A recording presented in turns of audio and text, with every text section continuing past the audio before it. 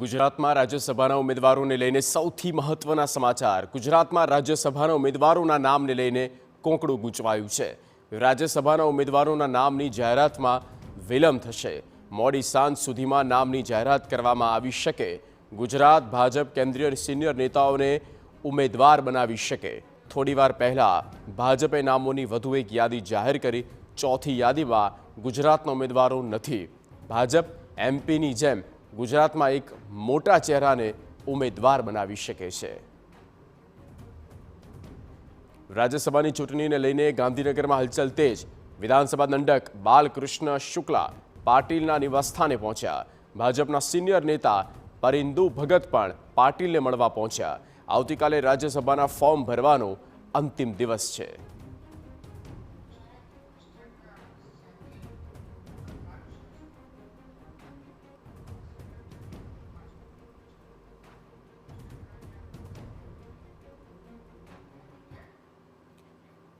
ત્યારે વધુ માહિતી સાથે જોડાઈ ચૂક્યા છે સંવાદદાતા રોનક વર્મા।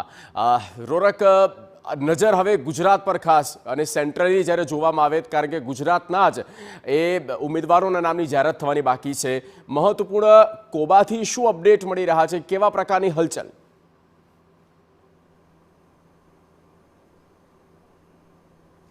બિલકુલથી 27 તારીખે જે રાજ્યસભાની ચૂંટણી માટે મતદાન યોજાવાનું છે તેના માટે ફોર્મ ભરવાનો આવતીકાલે અંતિમ દિવસ છે। એવા અણસાર હતા કે આજે સવાર સુધી જે 4 ઉમેદવારો છે તેમના નામની જાહેરાત થઈ જશે, પરંતુ ક્યાંક ને ક્યાંક આ કોકડું ગૂંચવાયું છે અને તમામ નેતાઓ જે છે તે અત્યારે ટેન્શનમાં આંટાફેરા કરી રહ્યા છે। થોડા સમય પહેલાની જે વાત છે, વિધાનસભાના દંડક બાલકૃષ્ણ શુક્લ અને જે ભારતીય જનતા પાર્ટીના વરિષ્ઠ નેતા છે પરિંદુ ભગત, તેઓ CR પાટીલના નિવાસસ્થાને પહોંચ્યા હતા અને તેમણે પાટીલ સાથે અંદાજિત 20 મિનિટ મુલાકાત પણ કરી હતી અને ત્યારબાદ તેઓ તેમના નિર્ધારિત કાર્યક્રમ માટે રવાના થયા હતા।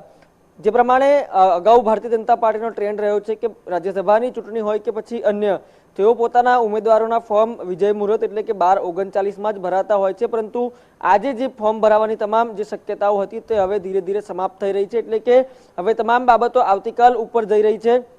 ખાસ કરીને જે થોડીવાર પહેલા જ ભારતીય જનતા પાર્ટીના કેન્દ્રીય બોર્ડે એક જે લિસ્ટ આપ્યું છે તેમાં મધ્યપ્રદેશના જે નામો છે તેની સાથે સાથે જ ઓડિશામાંથી જે એક ઉમેદવાર જાહેર કર્યા છે, પરંતુ ગુજરાતની જે યાદી છે હજુ પણ તે લિસ્ટમાંથી બાકાત રહી છે। એટલે કે પૂરેપૂરું જે શક્યતાઓ છે આજ સાંજ સુધી, મોડી રાત સુધી આ જે તમામ 4 નામ છે તેની જાહેરાત થશે।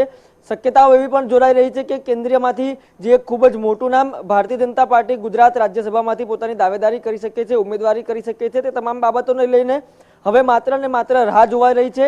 એક તરફ સ્ક્રુટિની અને જે પોતાનું એફિડેવિટ કરવાનું હોય છે તે પણ એક લાંબી પ્રક્રિયા હોય છે, ત્યારે હવે અંતિમ સમયમાં પહોંચી ગયેલી જે પાર્ટી છે તે હવે બેઠકોના દોર શરૂ કર્યા છે અને અંતિમ સમયની રાહ જોવાઈ રહી છે। આજ મોડી રાત સુધીમાં જે ઉમેદવારો છે તે 4 તેમના નામની જાહેરાત કરવામાં આવશે। આ ઉપરાંત આવતીકાલે જે તમામ ધારાસભ્યો છે તેમને 10 વાગ્યા સુધી વિધાનસભા હાજર થવા માટે પણ કહેવાયું છે। તે પ્રકારની જે પ્રાથમિક વિગતો છે તે પ્રાપ્ત થઈ રહી છે, તે તમામની બાબતે હવે ઉમેદવારોના લિસ્ટની રાહ જોવાઈ રહી છે।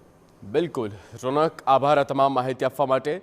તો એક કેન્દ્રીય નેતા અને તેઓ ગુજરાત રાજ્યસભાના ઉમેદવાર બને તેવી એક શક્યતાઓ છે। આજે સાંજ લગભગ મોડી રાત સુધીમાં નામ જાહેર કરી દેવામાં આવશે। 4 નામ જાહેર થઈ શકે છે।